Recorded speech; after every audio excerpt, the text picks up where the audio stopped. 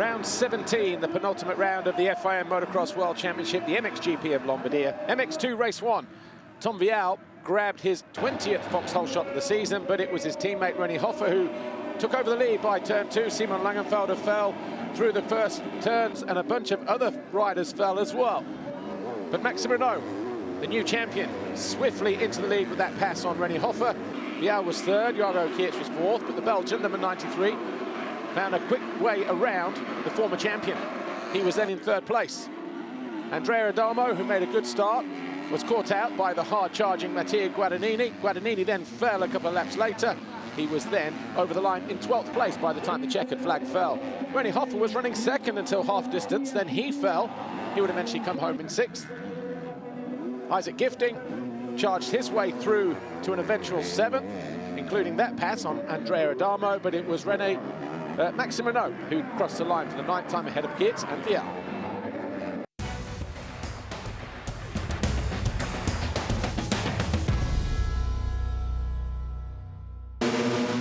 MX2 Race 2, 1 or 2 riders tried to anticipate the gate drop, but once again, Tom Vialle over on the far side, foxhole shot number 21 for the KTM rider. Again, he was followed into the second corner by Rennie Hoffer, Matteo Guadagnini. Maxime Renault was parked at the back. End of the first lap, though, Jago Keerts and Hoffer collided. Hoffer went down, the Belgian went through into second. Maxime Renault charging through the field, made that pass on Jed Beaton to move into 4th place. He then went around the outside of Guadagnini to take 3rd. That was about lap 3. Jago Keerts fighting for 2nd in the championship with Tom Vialle, moved into the lead with that pass on the Frenchman. And then Renault followed through on the same lap. All of a sudden we had a Yamaha 1-2 and Vialle was now 3rd. Jed Beaton found his way down the inside of Guadagnini as he took over 4th, and then he found his way past Tom Vialle to take 3rd with about 5 laps to go. The Australian would remain in 3rd place ahead of Vialle and Guadagnini, but when the checkered flag fell, Jago Keerts crossed the line as a winner for the 4th time this year, ahead of Renault and Beaton, and the overall then belonged to Jago Keerts. He shared the points with his teammate Maxime Renault. Vialle 3rd with a 3rd and a 4th, and in the championship, obviously Renault world champion, Vialle 2nd, Keerts 3rd, but those two now separated by 7 points. Just a point in it though between Beaton and Guadagnini. But your podium today, Jago Keerts, Maxime Renault and Tom Vialle.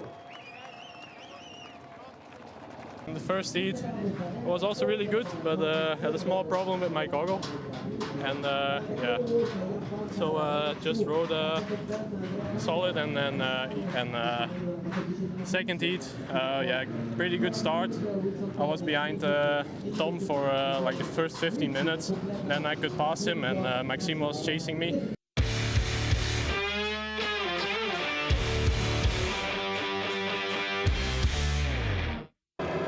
Going into MXGP Race 1, 3 riders separated by 3 points, 2 rounds to go. Jeremy Seewer crossed the foxhole shot line for the 3rd time this year, but watch Tim Geiser.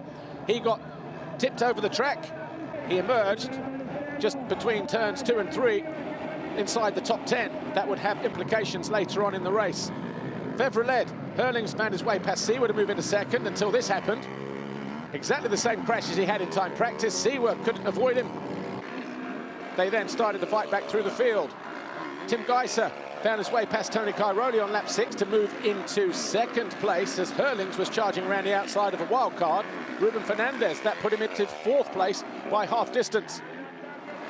Hurlings then moved around the outside of the 222, Tony Cairoli, to take over 3rd with 2 laps to go. And on the final lap, this pass on Geiser to move into 2nd.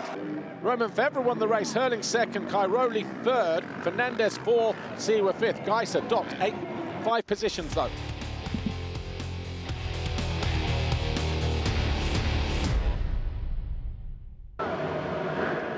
Heading into MXGP Race 2, Romain Fevre continued to lead. He was now 6 points clear of Jeffrey Hurlings. Tim Geiser now 7 points further back, all of a sudden 13, separating the top 3. Jorge Prado with his 16th foxhole shot of the campaign. But turn 4, Jeffrey Hurlings found a way through into the lead. Romain Fevre had to bide his time and be a little bit more patient as Tony Cairoli moved past Lupino to take over 4th on the opening lap. Febvre eventually did find his way past Jorge Prado to move into second on lap 3. Tony Cairoli then just made a slight mistake here whilst in 4th. Geiser found his way through to take over 4th, and then quickly, 2 laps later, into 3rd with an outside pass on Jorge Prado. Cairoli then found his way past his teammate to move into 4th. That's where he would stay. And then in the closing stages, Jeremy Seewer also found his way past Prado to take over 5th.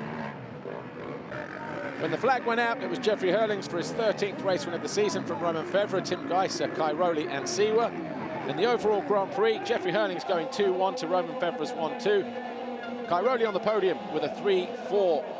Jeffrey Hurlings with his 130th podium appearance, his 97th Grand Prix victory. Febvre and Hurlings still separated by 3 points. Tim Geiser now 12 behind Hurlings, 15 off the lead. 4th, 5th and 6th separated by 4 points as we head into the final round.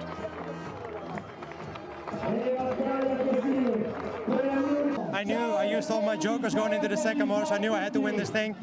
And I tried, you know, I did my best, I did what I could do, so we're -3 right now, but looking forward to the last race, you know, it's like I said, it's gonna be war, you know, 2 different brands, 2 riders, and both for the same goal, and only one can win.